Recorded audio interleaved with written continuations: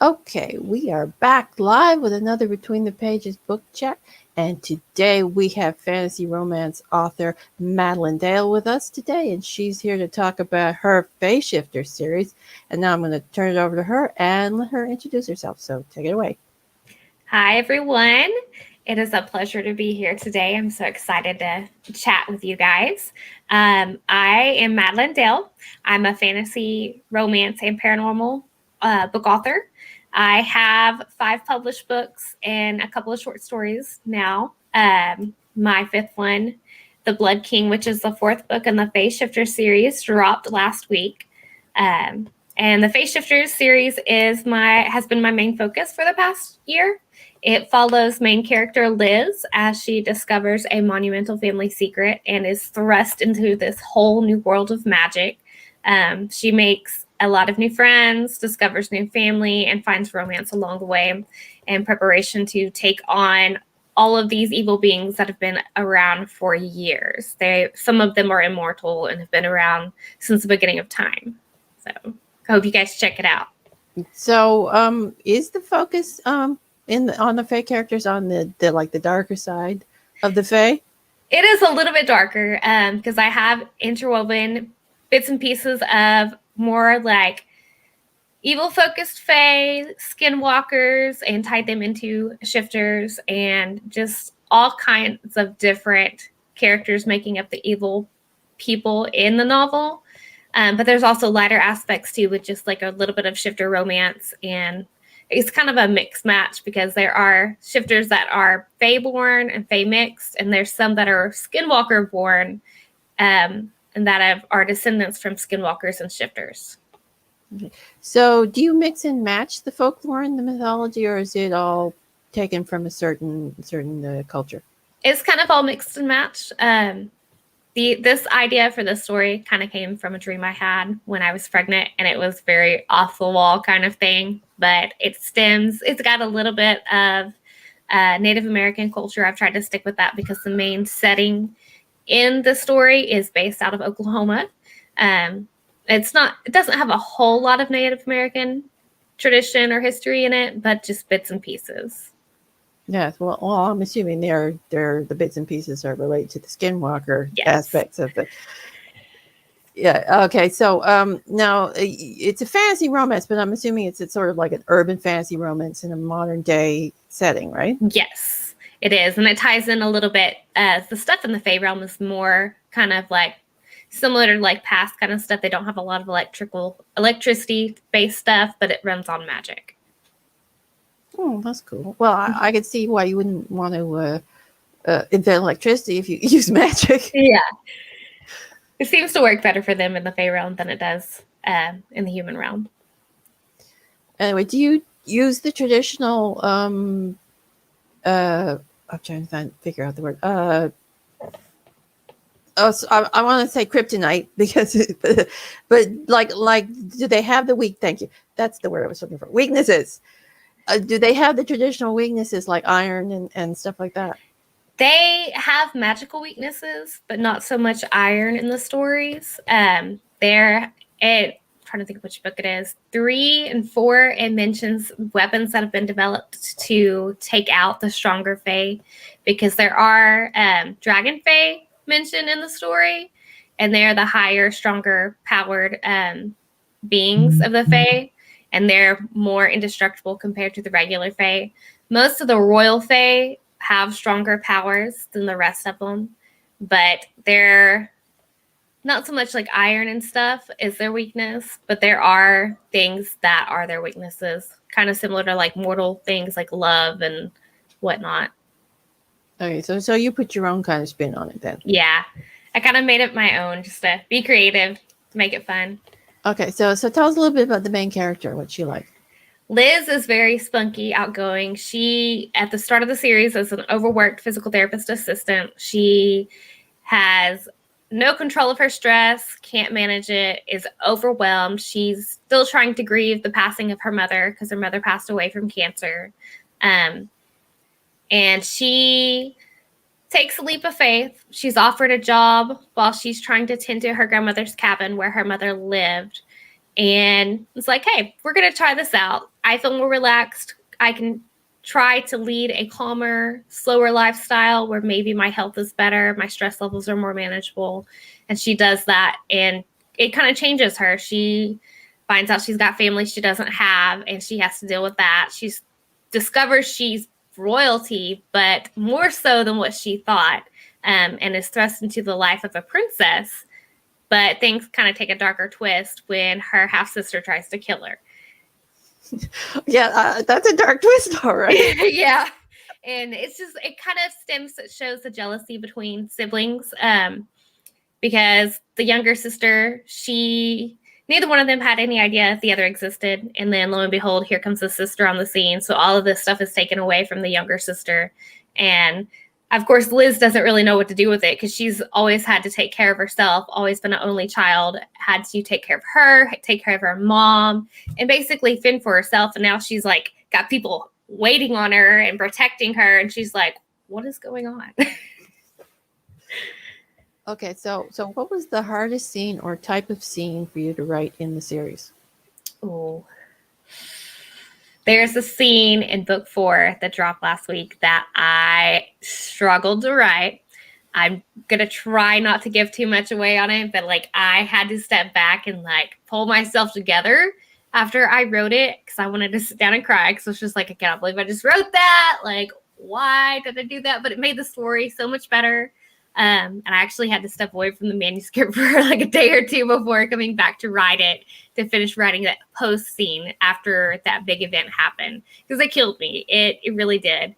And I messaged one of my friends and was like, I can't believe I just did this, but I did this. And he was like, don't ruin the series for me. I haven't made it to that far yet. The book's not even finished yet. I was like, I'm sorry. I'm going to talk to somebody about it.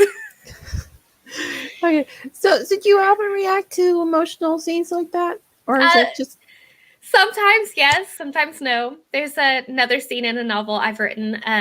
It's my standalone Breaking Traditions, The Shifter and the Mage. There's a scene in there that really got me because it's similar to something I experienced with my father when he was in the hospital with following a heart attack, and I incorporated a scene in that book, and it got very emotional for me. But I tried to portray it as realistically as possible because I've been through what the main character had gone through with her father. Okay. Well, it sounds like it'd be an interesting scene to read. So yeah, you've got something to look forward to, readers. Okay, so what was the favorite scene or type of scene that you wrote in the series? There's so many good scenes. I think the initial scene when Liz discovers she's not just a regular human, that she's actually a mountain lion shifter, before she discovers the rest of her magic. She is kind of in a clearing, and a mountain lion goes to attack her, and another one comes out to save her because he's her mate, and she doesn't realize it yet. And then one thing leads to the other, and she finds herself throwing herself in the middle of the fight between these mountain lions, which in any person's mind would be insane. Like, you're not going to throw yourself between two giant cats fighting. I mean, come on. But her brain is like, no, like, this thing's protecting me. I'm going to sit in there because here comes another cat. I'm going to help protect him. And she turns into her animal and doesn't realize it until they're like all staring at her, like backing off, trying to get her to chill out because she just went on to this crazy, like aggressive attack mode. Oh, that sounds cool. It does bring up a question though. Why did you go with mountain lions as opposed to, more traditional wolves or whatever? I originally thought of wolves for the story, but wolves have been extinct in Oklahoma for a long time. This was something I was researching the other day. Red wolves used to actually have territories in Oklahoma a long time ago, but there's like maybe 7 or 8 of those wolves now in existence, and they are in the eastern part of the U.S. But mountain lions are still prevalent, and I've actually heard mountain lions in the woods before when I was a kid. So I went with an animal that's more native to Oklahoma, and that you still see regularly today. Interesting. I like that. Okay, so do you have any quirky secondary characters that like to steal the scenes from the main characters? A little bit, yes. So Tiff is Liz's best friend, and she's got a spunky personality. She actually gets a couple of her own sections later on in the series. She's kind of Liz's grounding force. They met in college and became these best friends, close friends. And Tiff actually turns out she is a dragon fae. She discovers this when her powers are unbound later in the series. And she freaks out.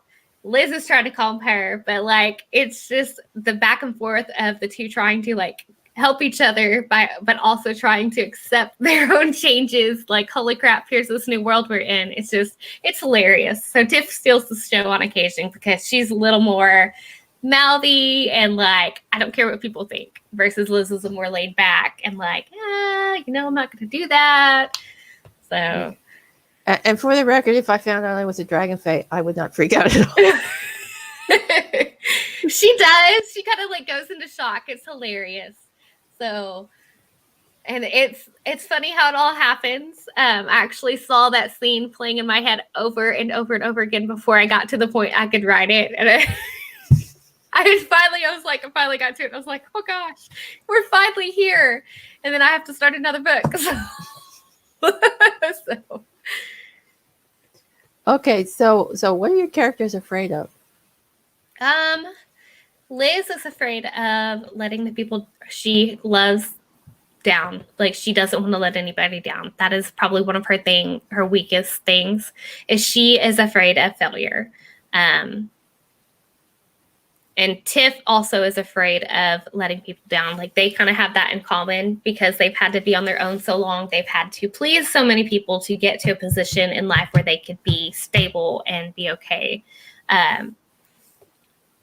And then Cam and Callum, which are Liz's two mates. She has two. One's a fae, one's an actual shifter.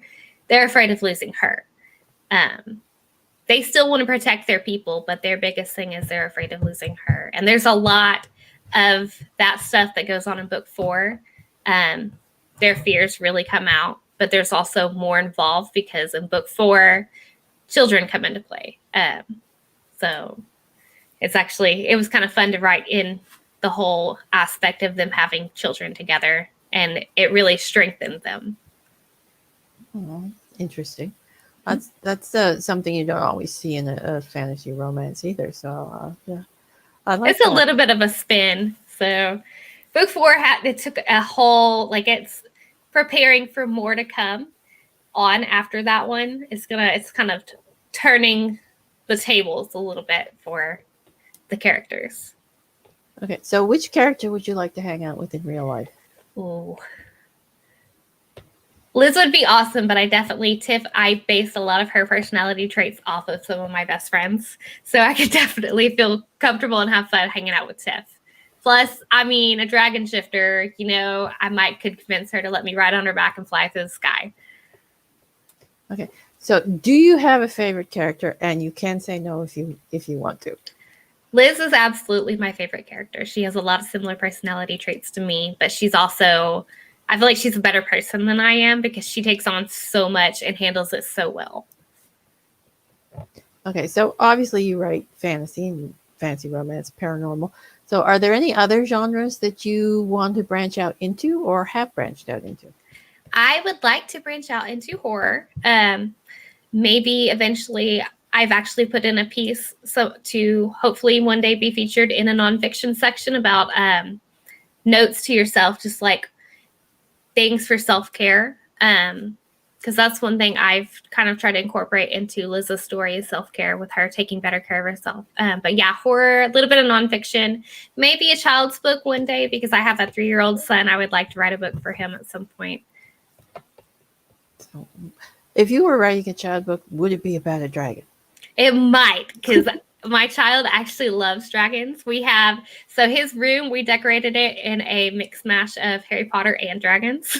So Oh, that's an interesting decor. That sounds good. Yeah, it was fun to tie it together. My mother-in-law really helped me. She's got a lot of strengths in interior design. So he's got a mural of Hogwarts on one wall, and then there's dragons flying into it, like they're gonna go to the castle. So I wanted to base the dragons thing off of the dragons in Harry Potter, and she helped really pull it together. It looks really good. That sounds cool. Okay, so on that note, I think we'll wrap it up, and I'll let you tell everyone where they can find you and your books. All right. Well, thank you for having me. I have all of my books listed on my website, thechaptergoddess.com. You can go to my bookstore page and find them there. I am also on Amazon. Right now, the first 3 books in my Phase Shifter series are on Kindle Unlimited, but I'm going to be pulling them off soon. So if you want to get them now, go for it. They will be available on other platforms soon. Okay, and the Amazon link to the series is in the description if you want to check them out and get them in Kindle Unlimited before they disappear. And I'd like to thank you for being here. It's a pleasure chatting with you. Yes, you as well. I loved it. Okay, and Between the Pages, we'll be back next weekend with 2 more authors, so join us then. And that's all for now. Bye.